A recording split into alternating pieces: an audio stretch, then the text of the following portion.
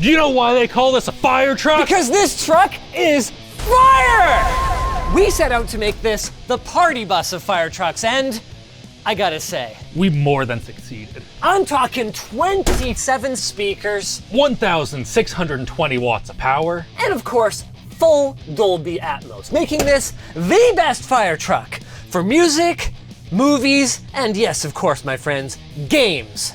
That last bit was key for AMD, who sponsored this video. Now all we gotta do is show you how we did it.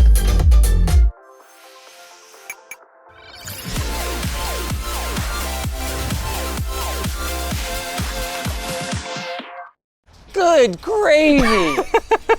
I approached this project with one goal, to have the first ever Dolby Atmos fire truck. I thought we were putting like car speakers in it. This is a whole ass home theater. Yeah.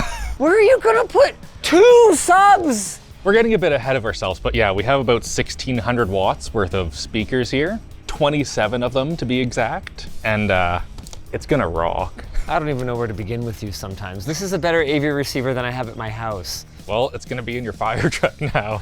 Do you wanna look at the doors for a second? Sure. Yep, that's a door all right.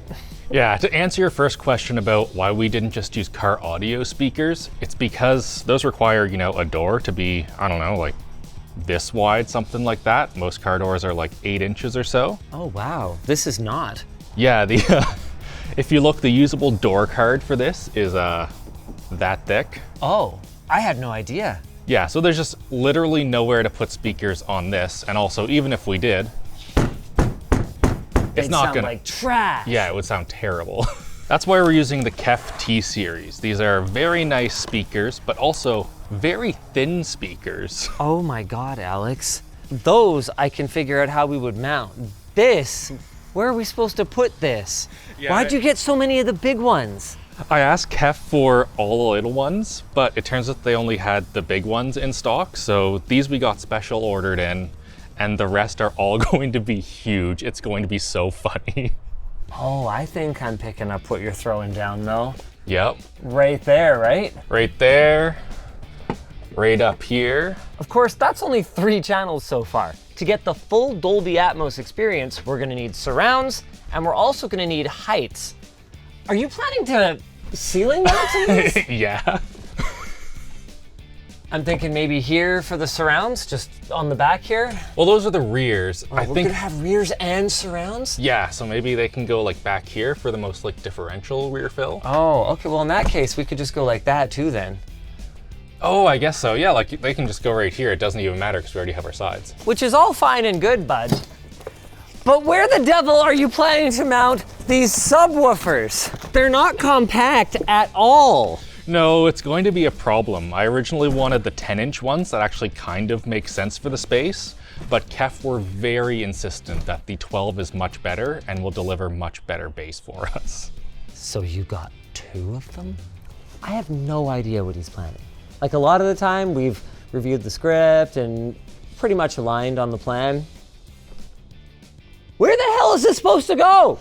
Did AMD sponsor this video? They did. I see their sick Ryzen AI Max 395 Plus processors here in this Asus ROG Flow Z13. This is actually going to be a great pairing for our system, allowing us to game in an incredible form factor right here in the front of the fire truck with our surround sound setup. So we'll get to that a little bit later. First, I guess this goes back here. Yep. I wouldn't describe anything we're doing as a good plan, but it does seem to be a plan. Of course, all of this so far is in theory. We actually have no idea what's under any of these panels.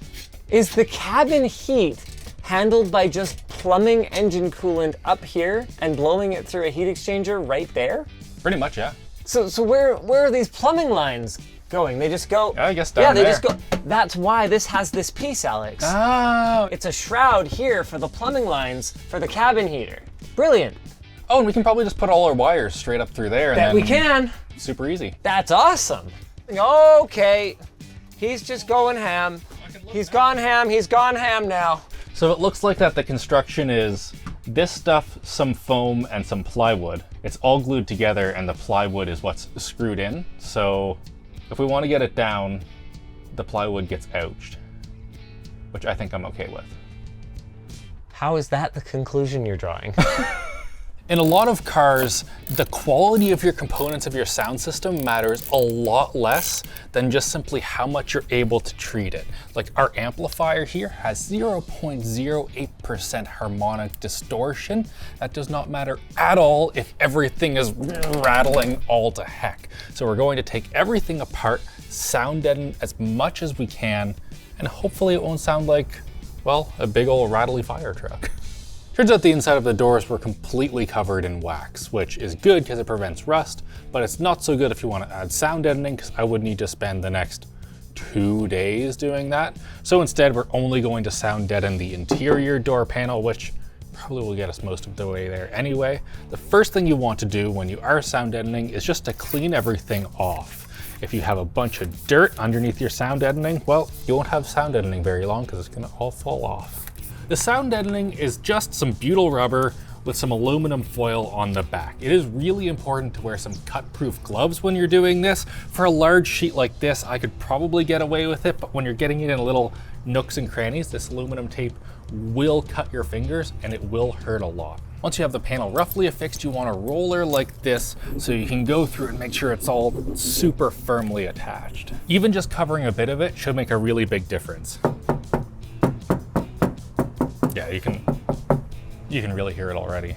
I really like to make sure that I cut out more than I need to so that hopefully the bit that is left over will be useful somewhere else. You don't need anywhere near 100% coverage, just putting a little bit on here will make a huge difference. All right, how does it sound now? Oh yeah, that is way better. There's no more ringing. This is gonna sound awesome. With the doors nice and sound deadened, I want to turn my attention to the roof. We're going to be putting enough bass into this that I suspect we're going to be pressurizing the cabin at very low frequencies. So the whole roof, I think, is going to start shaking a whole bunch. To fix that, more sound deadening. One bonus of all this work is the sound deadening is actually a pretty decent insulator, so this should be able to stay cooler in the summer and warmer in the winter. Very nice. After hours and hours of cleaning and adding sound deadening and taking stuff apart and putting it back together, the last one is ready to go on. I did a little bit of math and guessed that we need 72 square feet. Frickin' box is empty now. Nailed it.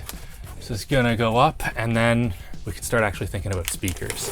To attach the speakers to the fire truck, I need to make a whole bunch of little jigs so I can have accurate holes, know that they're gonna be centered, all of that good stuff. And I was able to do the entire process on this wonderful little laptop right here, the HP ZBook. This guy right here has the AMD Ryzen 9 AI Max Plus Pro 395. The name could use some work, but man, the chip could not, because I was able to do full SolidWorks in here. This right here isn't a super complicated model, but I was able to do it. Then pop over to Lightburn. I have full control of the laser just on this little laptop.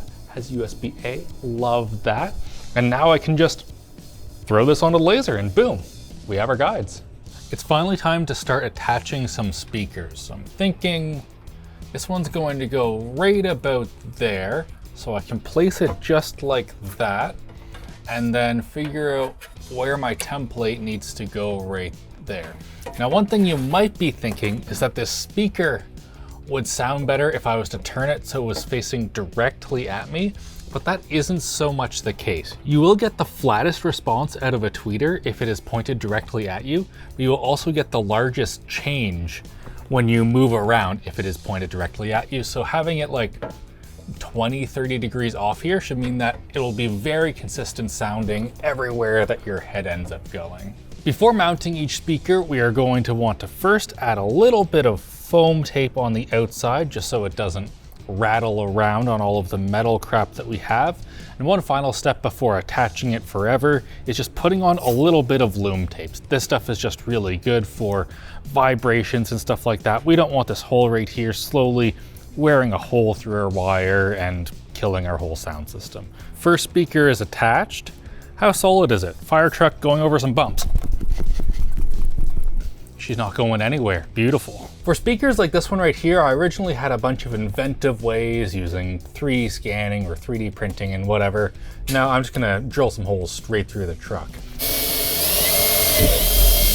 There's now a hole in the fire truck. Ah, Yeah, not going anywhere.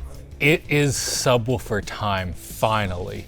Now, we did have to spend quite a bit of effort beforehand to make sure that things just didn't squeak a whole bunch. The stupid fake leather that's in there loves just being incredibly loud. What we ended up doing is adding in some foam on the bottom and then this sort of felt stuff. We didn't do the best job attaching it, but you're not gonna be able to see it anyway, so who cares? To mount the subwoofers, we're going to be going into them through this hole right here. That did mean that I have to take this little access panel off, and also we had to take off the oxygen tank holder from these seats. It looks something like this, and man, getting it out was some difficult. From the factory, a bunch of the screws in this thing are just pre-stripped, so that was fun. I could have avoided doing this by simply having this panel be anywhere else, but I really wanted to have it in the back because I am really concerned that people are going to get in, see these dials, and just start playing with them. I want to tune this so it is excellent in the truck, so if someone comes in here and starts playing with the crossover knob, all of my efforts will be gone. That way we can have this in here, put that stupid oxygen tank back in there, and no one will touch it. Don't do it. If you do it, I will be really mad. I'm very sorry about this, Kef. You sent us these speakers, and I hope that you knew that this is what you're getting into.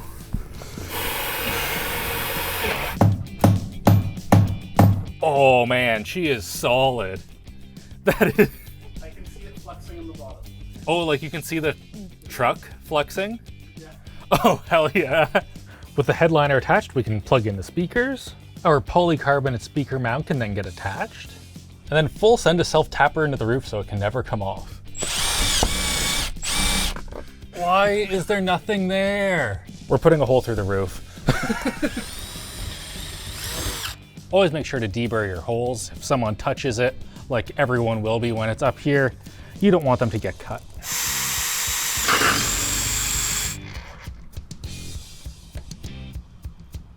Finally, we have to attach the speakers that are going to go in the front. One thing that's fun about this is our center channel speaker will become structural to this truck. It is going to be holding together the right and left panels, and you will not be able to take them off individually after this. This is so silly. And it's wired up. Look at this beautiful thing right here. Just gonna turn it around, and then with any luck, we're good to test it. I did wire 120 volt in underneath the receiver, but for now, we're just gonna use the wall. We don't need to turn on the fire truck and idle it for all of our testing. Moment of truth, does it hit?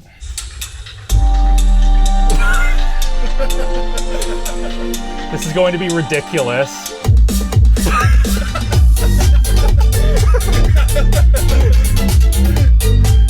Oh my god, the subs are so loud. You can feel it just in your chest. It is right beside you. She works, it's a beauty. Now we just need to get her tuned and it's gonna be sick. After a quick tune and an all-out brawl with Windows sound settings, we have a fire truck with a sound system. I can't wait, dude. I can't wait. This is amazing. I can't believe how clean it looks. I gotta ask, these height channels, Yeah. These gotta be at like minus 35 dB off of the reference volume. Like, come on, they're right there. I don't know, I just did Dirac Live and freaking figured it out. Dude! I gotta hear this. Well, but you haven't even seen the AMD integrated tablet laptop thing. Oh, no way. No way. Okay, who designed this 3D printed mount? Rob. This is so cool. So like, okay, dude, you play your music like that and you're like, oh no, I gotta operate my sirens, bro. Just like that. It turns out in Windows, you can also have full Android Automotive. You like run a server off of your phone and it just like, poof. Really? Yeah. No way. Yeah, like you have like maps here. Dude, this is not even stupid. No, it's sick. So everything still works. Yep. We have full Dolby Atmos. Yep. We have flipping Android Auto, which wasn't even one of the goals. And the whole thing is so tidy that we can still operate the truck completely normally. None of my view is obstructed. Oh, okay, that back window maybe a little bit. But come on, let's face it. Subwoofer versus rear window, we all know what we're gonna prioritize.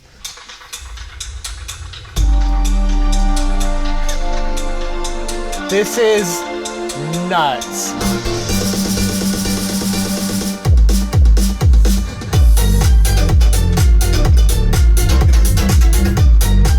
Dude, you can feel the bass! It turns out if a sub's this far away from you, you can really feel it. And with like these bouncy seats, it's like, yeah, buddy! I have some disappointing news for you, Alex. What is that? We've peaked. Nothing can ever be cooler than this again. We could put that 18-inch sub in here.